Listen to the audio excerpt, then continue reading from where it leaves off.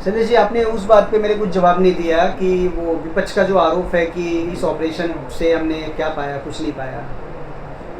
अरे क्या पाया मतलब अगर ये आपके दिमाग में अगर ये प्रश्न खड़ा हो रहा है तो ये मैंने पहले ही कहा कि ये भारतीय सेना पे शौर्य पे प्रश्न खड़ा करना हो गया।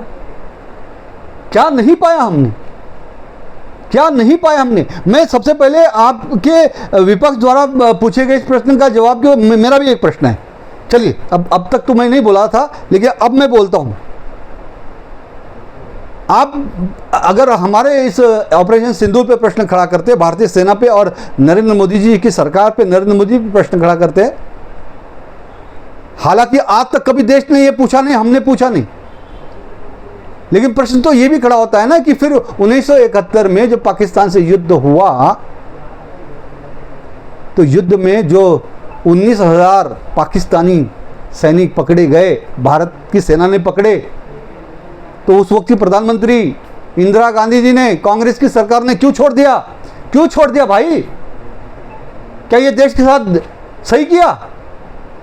54 भारतीय सैनिक पाकिस्तान के कब्जे में थे। क्या वो आज तक भारत वापस आए? 1971 से लेकर आज 2025 हो गया, क्या भारत वापस आए वो हमारे सैनिक? क्यों नहीं आए? इसका जवाब देगी कांग्रेस।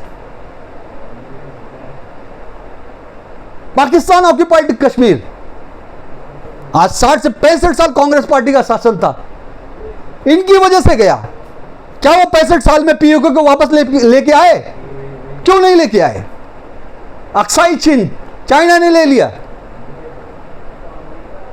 पंडित जवाहरलाल नेहरू प्रधानमंत्री थे, उसके बाद इंदिरा गांधी जी थी, राजीव गांधी जी थे, पीवी नरसिम्हा राव जी थे, सारी इनकी सरकारें थी। क्यों नहीं हमने चाइना से अपनी जमीन वापस ली? क्यों नहीं हमने पीओके वापस लिया? उल्टा चोर कोतवाल को डांटे। क्या पाया? अरे क्या नहीं पाया हमने ऑपरेशन सिंदूर में? ये मोदी जी की फौलादी सरकार है, जो लगातार जब से नरेंद्र मोदी जी प्रधानमंत्री हैं इस देश के, जब जब आतंकवादी हमला हुआ, हमने पाकिस्तान के अंदर घुस कर सर्जिकल स्ट्राइक की, चाहे उरी हो, पठानकोट हो, अभी पहलगाम में घुस कर मारा हमने। इसके पहले बताइए 100 से ज्यादा आतंकवादी हमले पाकिस्तान परस्त आतंकवादी हमले इस हिंदुस्तान में हुए। मुंबई का बम स्फोट हुआ, फर्स्ट क्लास ट्रेन के अंदर बम स्फोट किए गए थे, 265 से ज्यादा भारतीय लोग मारे गए। लिया बदला कांग्रेस ने। कसाब के पाकिस्तान आतंकवादी ये सब आए थे, प्रूफ हुआ था। उस आतंकवादी जो ताजमहल होटल और मुंबई में हुआ था, 170 से ज्यादा लोग मारे गए थे। लिया कांग्रेस पार्टी ने बदला उसका? नहीं लिया। इसके पहले जितने भी, चाहे दिल्ली में हो, कश्मीर में हो, अहमदाबाद में हो, मुंबई में हो, जो आतंकवादी हमले हुए थे, लिया इसका बदला? नहीं लिया। लेकिन मोदी सरकार आने के बाद जितनी बार आतंकवादी पर हमला हुआ, हमने पाकिस्तान में घुसकर सर्जिकल स्ट्राइक की, एयर स्ट्राइक की, जमीनी स्ट्राइक की, सारी स्ट्राइक की। और इस बार तो हमने पाकिस्तान के सैनिक अड्डों पे कार्रवाई की, पाकिस्तान के अंदर घुसकर पाकिस्तान के एयरबेस को नष्ट किया, पाकिस्तान को घुटने पे ला दिया, उनका पानी रोक दिया, उनके सारे जो सैन्य अधिकारी थे उनको भगा दिया, पाकिस्तानियों को देश छोड़ने के लिए लगा दिया। क्या पाया हमने? आज भारत देश के जो आकाश और ब्रह्मोस मिसाइल है, इस मिसाइल की मांग पूरी दुनिया में बढ़ गई है।